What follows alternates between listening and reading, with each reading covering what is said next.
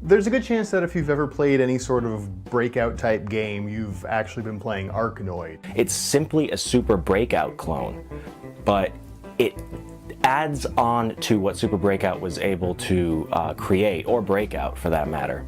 Power-ups. That's right.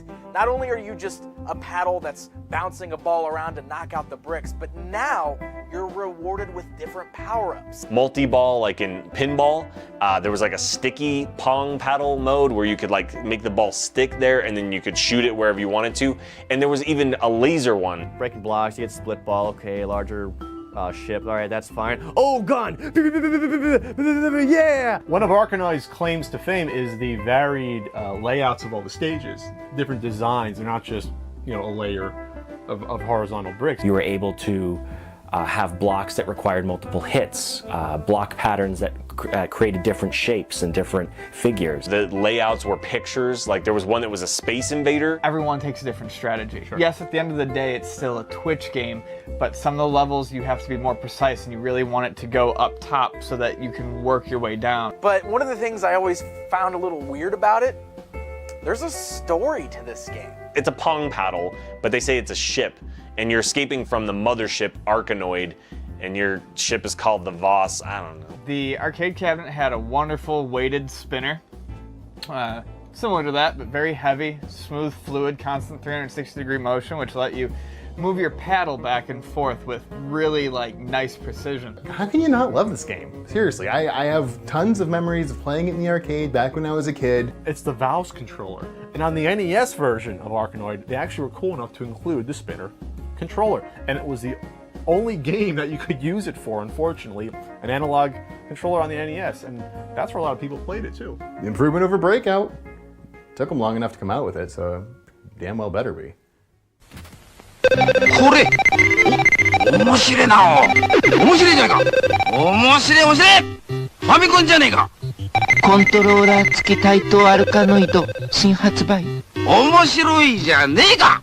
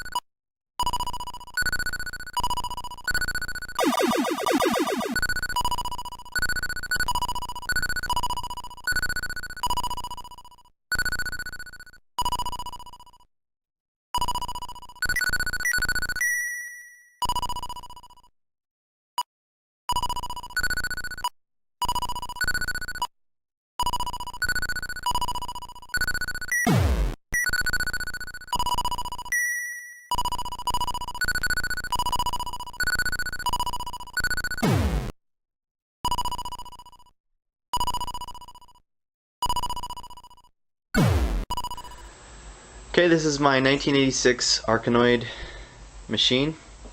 It's in good condition. Plays well. Cabinet looks fine. Monitor's fine. Controls are great. Coin mechs work well. Comes with original manual and some stickers here, original stickers. Let's see, let's give ourselves a credit and demonstrate the gameplay real quick. Sounds good. I replaced the monitor and the power supply as well.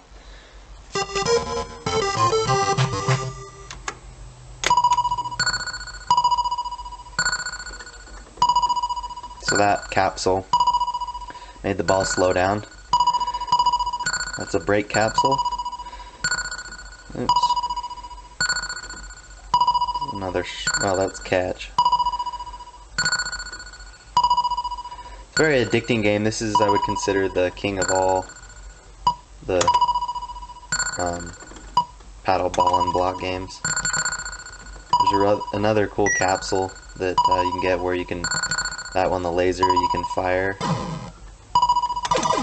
and break the capsules. Kind of tough to do this with one hand.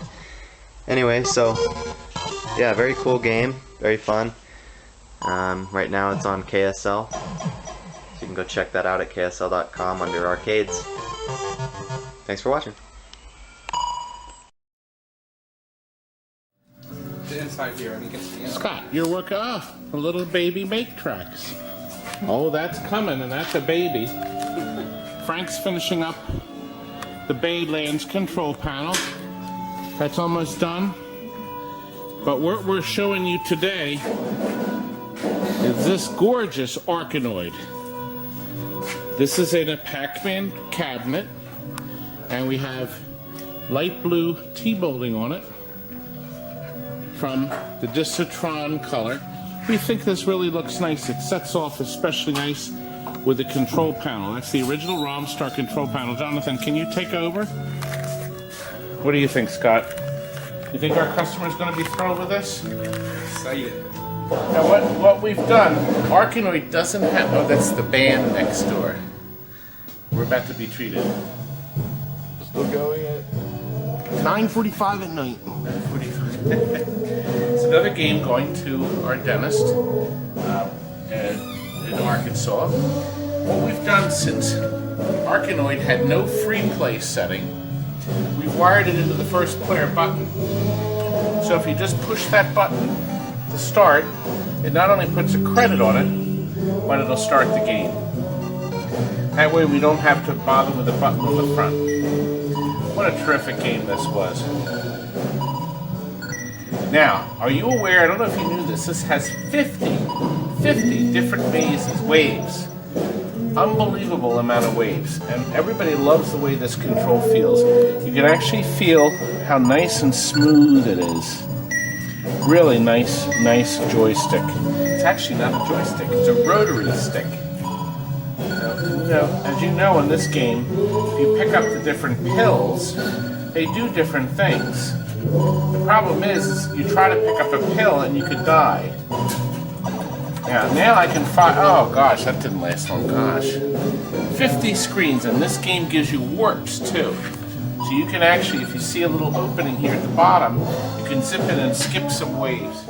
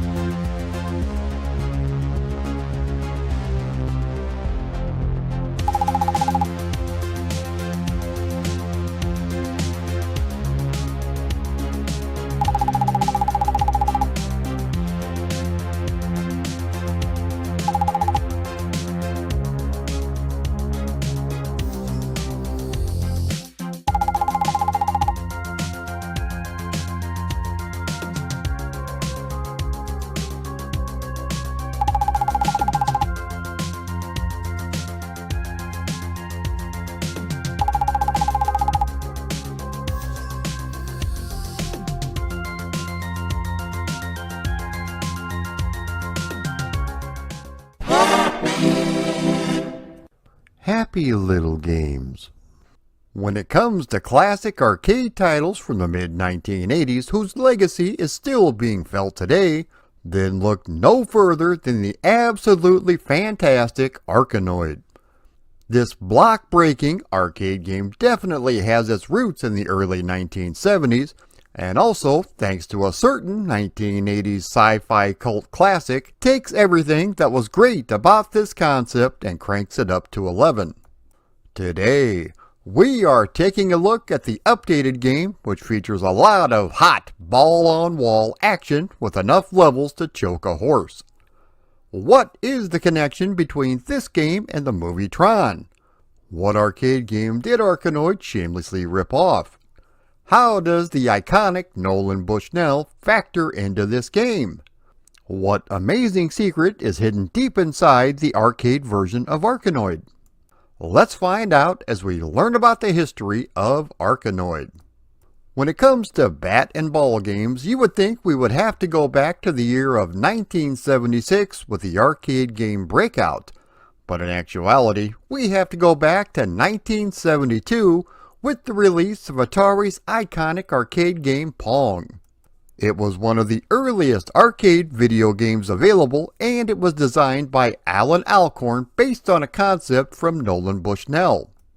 Mr. Bushnell had seen a demo of an electronic ping-pong game being run on the Magnavox Odyssey, which was the very first home video game console. However, Pong was such a huge hit when it was released in the arcades, it spawned not only a number of imitators, but a patent infringement lawsuit from Magnavox as well. Mr. Alcorn has stated numerous times in interviews that Pong wasn't originally meant for sale, but just a proof of concept. Mr. Bushnell threw all that aside because he thought it was good enough to release in the arcades. After weighing his options, Mr. Bushnell decided to settle with Magnavox out of court in June 1976. Bushnell's lawyer felt they could win. However, he estimated legal costs of $1.5 million, which would have exceeded Atari's funds. Magnavox offered Atari an agreement to become a licensee for $1.5 million, payable in 8 installments. In 1974, the arcade game Clean Sweep was released by Ramtech. This game sees the player use a paddle to hit the ball up towards the playfield of dots, which disappear as the ball moves through them. The overall goal of the game is to achieve a clean sweep by erasing all of the dots.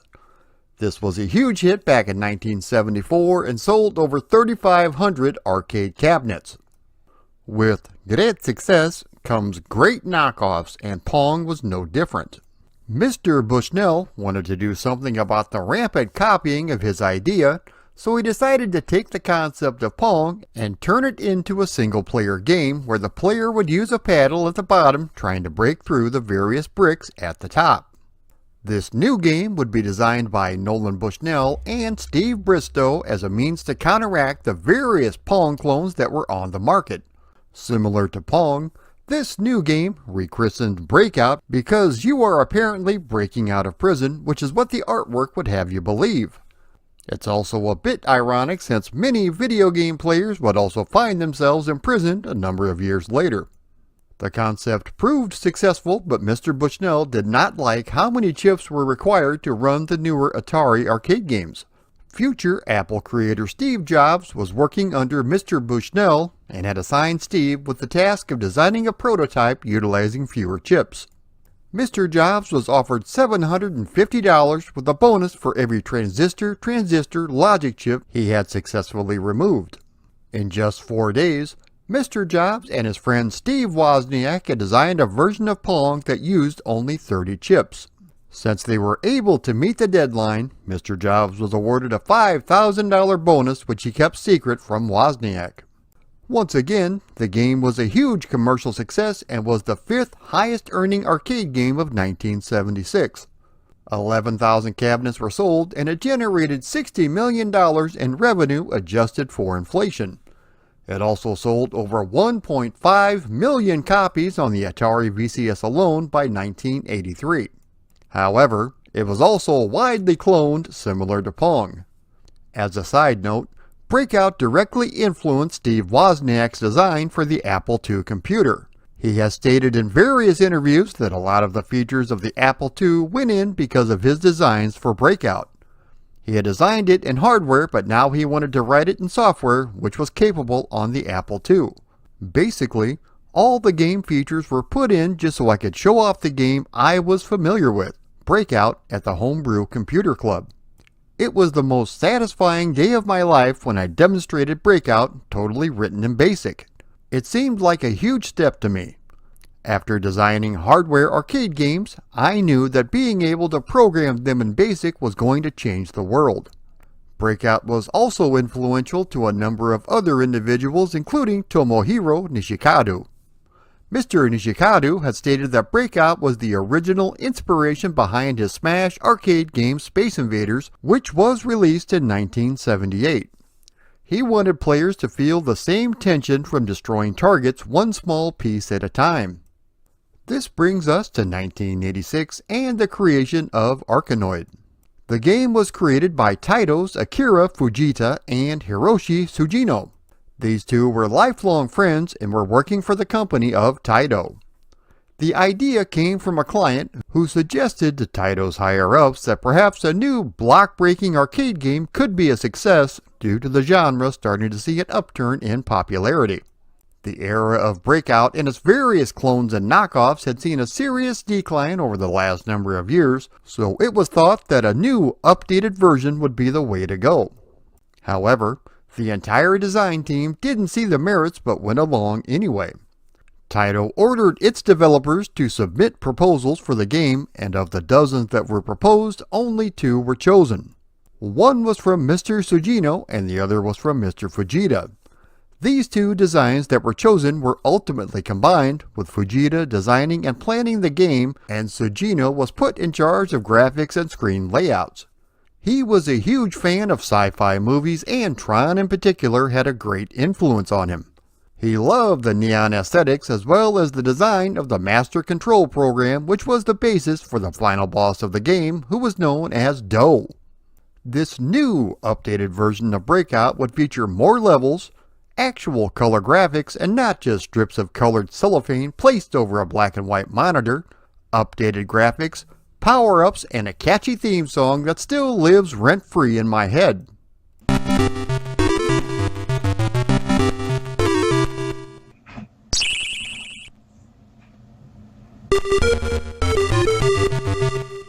Speaking of the graphics, the various geometric-like power-ups and enemies were hand-drawn from 3-dimensional models before being converted into sprites. Fujita had insisted that the blocks remain simple and monochromatic to make them easier to see, despite others insisting they be more 3-dimensional and with more colors. He had worked on this game for 16 hours a day, designing the levels and playtesting it so that when he would sleep at night, he would close his eyes and hear the ball clanging back and forth. I encountered something similar to this when I got Tetris for the Game Boy and played it so much I could see the bricks falling when I would close my eyes. This game was probably the first successful retro remake, and it truly is a masterpiece. From project conception to play location testing in Japan was a grand total of 1 month. A 1-month development time with initially only 4 people, including 2 additional programmers. Hisayoshi Ogura was in charge of the fantastic sound and music. Mr. Sugino has stated that the deadline and schedule was absolutely murderous. He also noted that the PCB that was used was low spec because the company wanted to pursue an ultra-low cost. It was extremely well received in Japan and was released into arcades by Taito in July of 1986. It was distributed in North America by Romstar later that same year, and it was a huge success. Mr. Fujita was married shortly after the release of this game, and upon his honeymoon in Hawaii found an American playing Arkanoid. Arkanoid broke its way into arcades in 1986. This was released by the hitmakers themselves at Taito, which is a block breaker or ball buster arcade game. As far as the story goes, the player controls a cradle-like ship known as the Vaz, which has been attacked by a mysterious entity from space named Do. This game was created long before Homer Simpson's annoyed grunt swept the nation, along with Bart Simpson telling us to munch on his shorts. In actuality, DOE was an acronym for Dominate Over Hour. The game is controlled by a simple paddle which was used previously in Pong and Breakout and truly helps the game reach a whole different level as opposed to utilizing a standard joystick. By controlling this paddle, you move it side to side, hitting a ball into a number of different colored bricks which will destroy them. Your spacecraft, known as the Vase, behaves similar to a standard wall and ball game, unless of course you are granted one of the many power-ups. More on those in just a moment.